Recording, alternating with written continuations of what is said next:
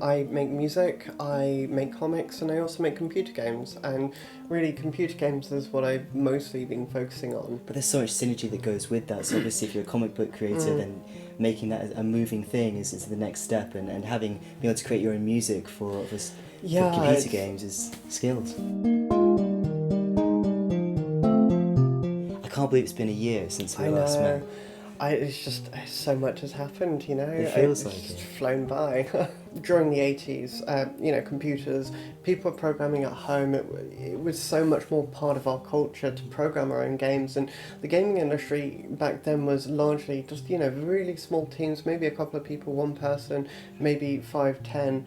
And then sort of in the 90s with the sort of console boom, you're seeing these massive teams, and it's really nice to see people's voices getting really well represented now when the tools are finally there to make games that really continue that person's vision. Because it's kind of this geeky fantasy world, you can have characters which aren't mainstream characters as such. They can be trans people, they can be genderqueer or non-binary. And we're starting to see this real emergence of sort of people's voices that aren't traditionally involved in that kind of arena or sort of artistic context where people such as ourselves can just make a game. Even if you've had no game experience before, you still can. And so I'm definitely seeing such a movement away from sort of that sort of very quite often misogynist and violent culture of games to something that's more explorative and personal and more artistic. And so the first game of the series is Pioneer 3, and for Nine Worlds Festival last year in 2014, a very small team led by myself, we basically developed a prototype within 3 very very busy weeks. 3 weeks. 3 That's weeks impressive. to really develop this kind of proof of concept model of what the game would look like, how it would feel, what it was about. And so this year we're really hoping to get funding so we can actually sort of have a much bigger team, have people on board who, wouldn't traditionally be able to be involved in something like this. And I think it's really important to involve people's voices who just, don't get heard so often. And to learn new skills and work on a project together. It's very empowering to be able to do something like that.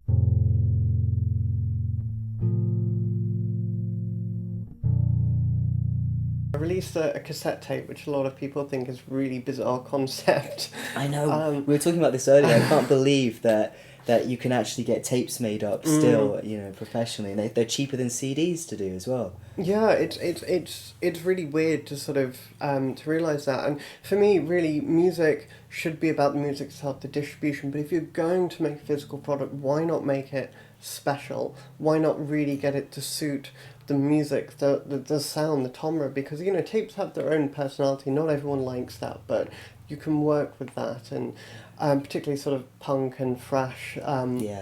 Quite heavy DIY. music, yeah, really, and it harks back to an age, where music was a lot more precious. You wouldn't skip about your album. You generally listen to the whole thing, and You meant to listen to it in its entirety as well. Exactly, and like I say, if you're going to own a physical object, why not own something really special? Because most people are just going to listen to music digitally. Yeah.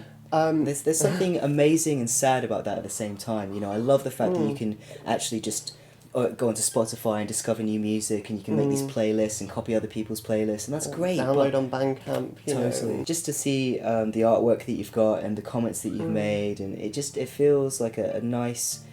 It's something that you've brought out of the ether into the physical, and there it is. It's really cool. It's so weird because again, sort of having that physical object. I mean, I'm very pro sort of not using up resources more than you need to, but as a musician, it's so hard, especially in this day and age, to really get heard. And music just seems so much more of a cheap thing, And it's really good that it's so much more democratic. It's so much easier to record music and sort of have your own studio like I do. And so sort of doing something physical, like all the tapes are limited. I would never want to release something on physical media that was like a huge release, because it's just churning out more stuff You know, when you can listen to the music online, but people do want something special, and I really want to give people something special. Definitely. So, Well, that comes across, yeah. I think. It really does. Just to talk a bit about non-binary, because I know that's on the rise.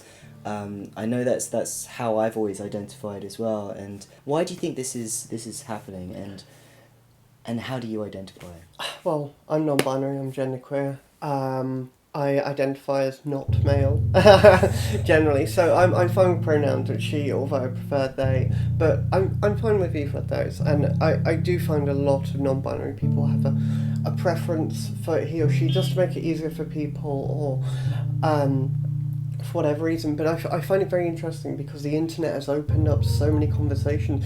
We're having really in-depth sort of both grassroots and academic conversations at such speed, and we're really building sort of various language for ourselves, for our communities to really realise that there's so much more out there that we haven't talked about, because before the internet our communities just seemed so small. Yes. Unless you had money. We're finding each other, and we're also evolving our language to represent ourselves even better and to explain who we are, and we don't have to fit into those boxes anymore. It's such a wonderful thing to realise that, and we're not trying to be difficult. It's actually, it's actually who we are, and it's weird because we struggle for so long until you realise that you're non-binary. This makes complete sense.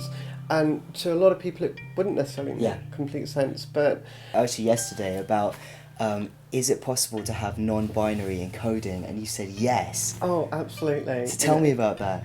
Well, there's quantum computing, which is so exciting, dreadfully exciting, but it's really weird. And quantum physics is this kind of really bizarre thing that's so hard to wrap your head around.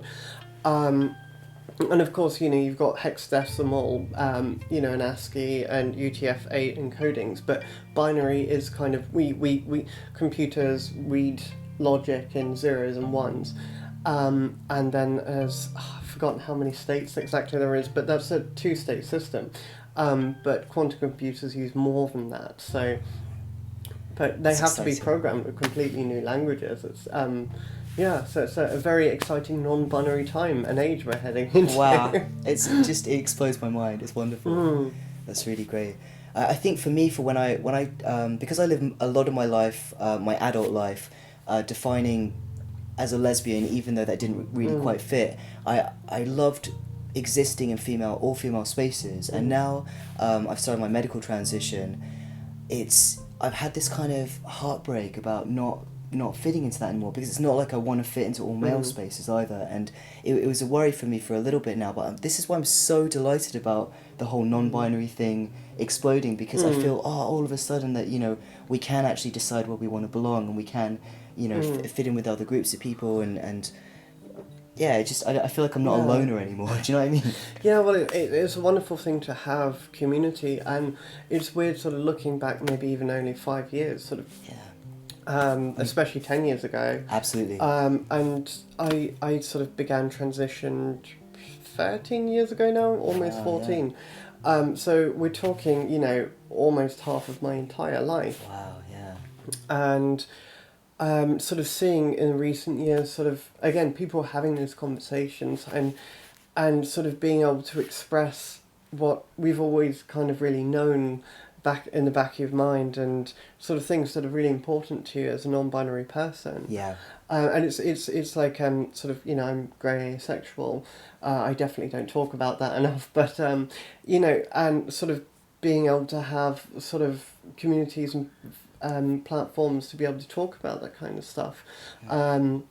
And again, to have those conversations. Totally. Will you explain grey sexual to me, please? Okay, so asexual and sexual. So asexual are people who do not feel sexual attraction to people, which doesn't necessarily empirically mean that they don't have sex, or it's or they don't like cuddles and stuff like that. Yeah. But much like much like sexuality or gender, it's not a binary thing. It's not that you do or you don't. There's varying degrees. There's different ways that people identify. So grey asexual really.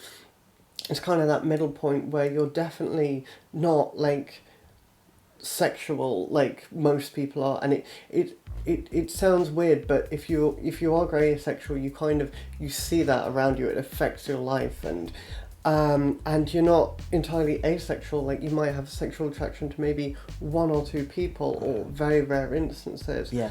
But you know, it's so significantly lower That than, you couldn't say that you were sexual. Yeah, Yeah. exactly. And it's very interesting for me as well, because, you know, I'm also non-monogamous, so and it's very interesting kind of having very close, I guess you could call them relationships, but I don't really go in for the term relationships. But, you know, I'm It's very emotional. close with people Yeah. who I don't have sex with, and I can be very romantic with and loving and with each other, but don't need to have sex, or one of us doesn't want to have sex, and that's fine, you know? Yeah.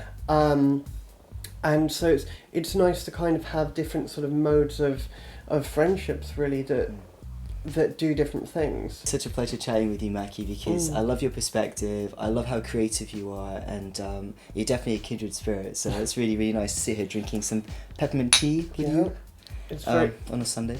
I was going to say, it's so lovely to have you over. I get to see you so rarely, and It's true. It's really interesting to sort of see all the things that have happened since we last met. And Yeah, time seems to be speeding up as per usual. I think 2015 feels a lot like a continuation of 2014. There's no pause for breath. Just for me, it's I had the a grant application for Pioneer 3, and that took up the entire first month of my year.